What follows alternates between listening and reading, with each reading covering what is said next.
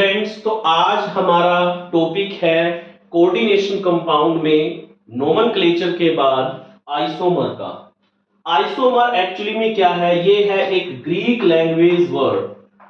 इसमें आइसो का मतलब जो होता है वो होता है इक्वल या सेम, और मर का मतलब होता है यूनिट या उसके पार्ट।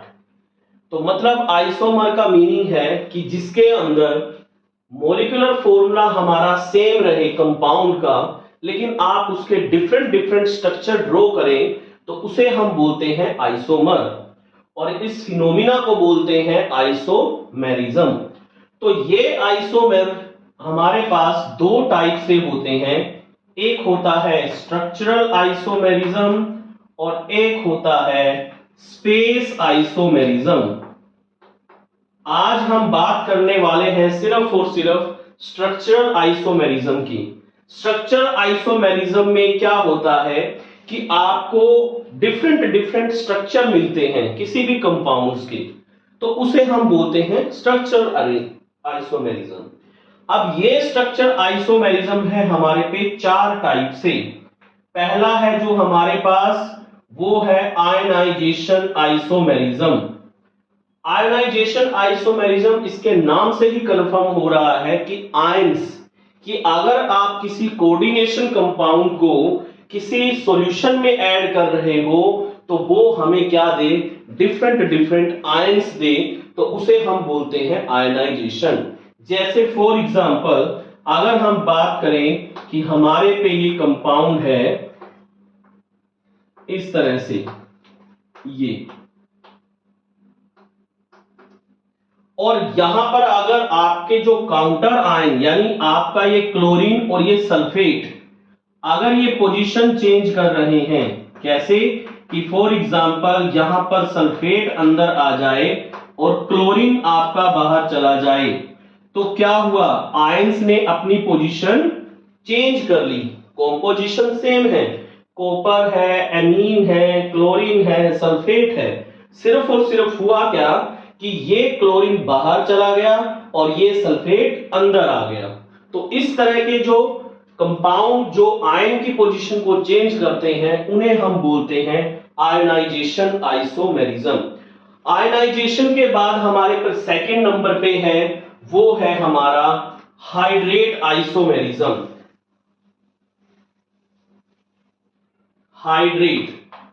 हाइड्रेट भी बोल देते हैं इसको, और कई बुक में इसको सोलवेट भी बोल दिया जाता है। अब हाइड्रेट या सोलवेट का मतलब क्या होता है? हाइड्रेट या सोलवेट का मतलब होता है कि कंपोजिशन सेम रहेगी, लेकिन आपका डिफरेंट जो रहेगा उसके अंदर वाटर की कंपोजिशन। इसमें एक चीज आप ध्यान से समझें कि इस आइसोमेरिज्म की एक मेन पहचान है कि इसमें water as a ligands present रहेगा। जैसे फॉर एग्जांपल हम बात करते हैं कि ये हमारे पे एक स्ट्रक्चर है copper hexa aqua and Cl3। अब अगर इसमें आप देखें तो ये water as a ligands present है, और हम इसका अगर आइसोमर बनाएं तो वो इस तरह से बना सकते हैं कि ये Cl एक अंदर चला जाए और एक वाटर बाहर चला जाए।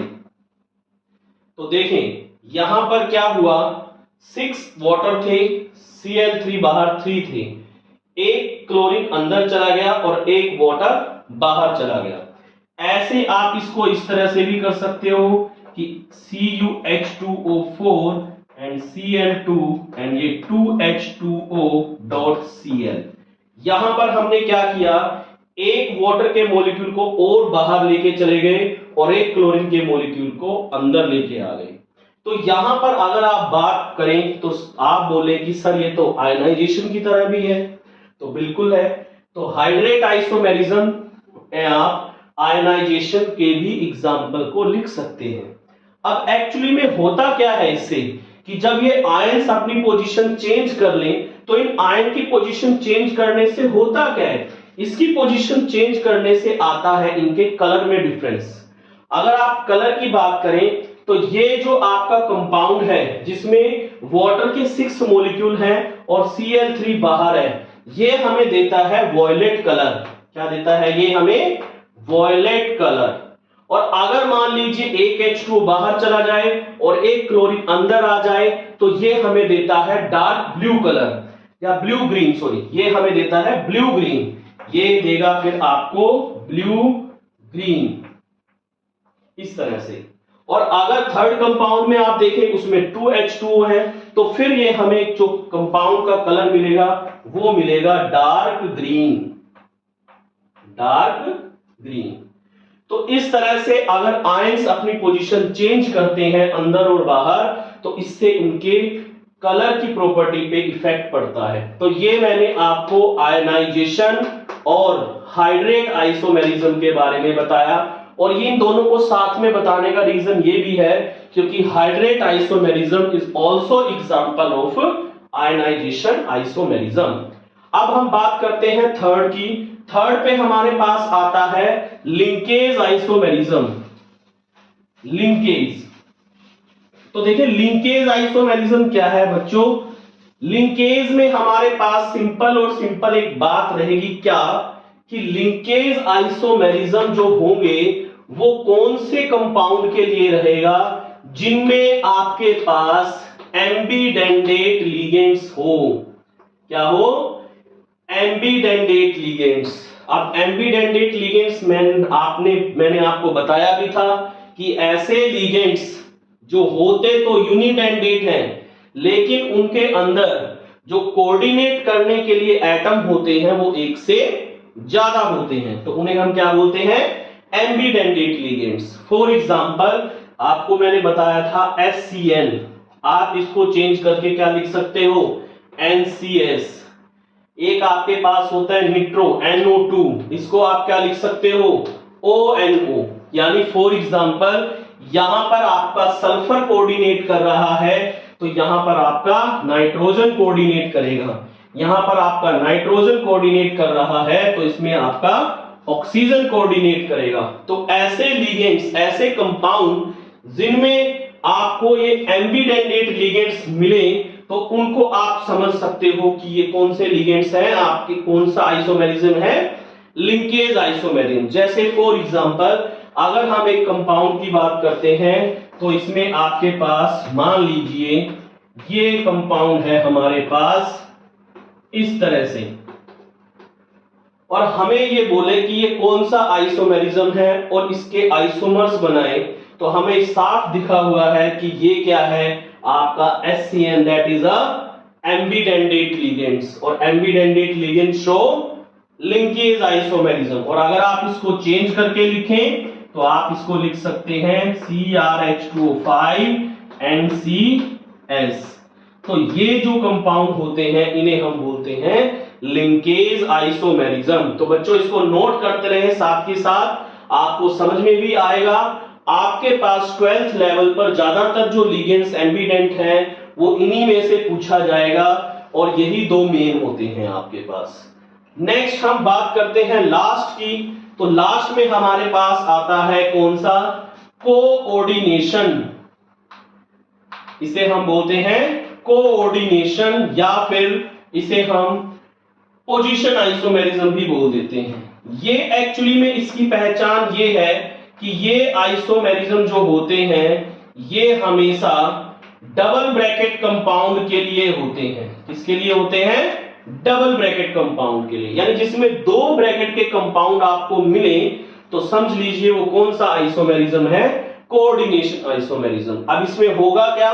इसमें आप इस तरह से समझ लीजिए कि आपके घर में दो रूम है, आपने कभी पोजीशन किसी रूम में आप सो गए, कभी आप किसी रूम में सो गए, तो इस तरह से आपके जो लिगेंड्स होते हैं वो भी पोजीशन चेंज करते रहते हैं। लेकिन एक चीज ध्यान रखनी है बच्चों, वो क्या कि इसके अंदर जो कोऑर्डिनेशन नंबर है वो सेम रहना चाहिए। कोऑर्डिनेशन नंबर कैसे? कि सेंट्रल मेटल एटम के साथ कितने आपके लिगेंड्स जुड़े हुए हैं, these are called a coordination number. जैसे इसके साथ 6 लिगेंड्स हैं तो that is a coordination number 6। तो अगर हम बात करें इसके कोऑर्डिनेशन की तो यहां पर NH3 आ जाएगा और यहां पर आपका CN आ जाएगा। तो ये बन जाता है क्या? Coordination isomerism. इसके बहुत से आपको एग्जाम्पल मिल सकते हैं। अब पैलेटिनियम क्लोराइड को लेके हेक्साक्लोरीन ले लीजिए, कोई सा भी कंपाउंड आप ले लीजिए। तो ये बच्चों आज हमने बात की स्ट्रक्चर आइसोमेरिज्म के ऊपर। एक बार रिकैप कर लेते हैं। स्ट्रक्चर आइसोमेरिज्म है हमारे पास 4 टाइप के, आयनाइजेशन, हाइड्रेट, लिंकेज और कोऑर्डिनेशन। आयनाइजेशन की पहचान है जिसमें आयन पोजीशन चेंज करें।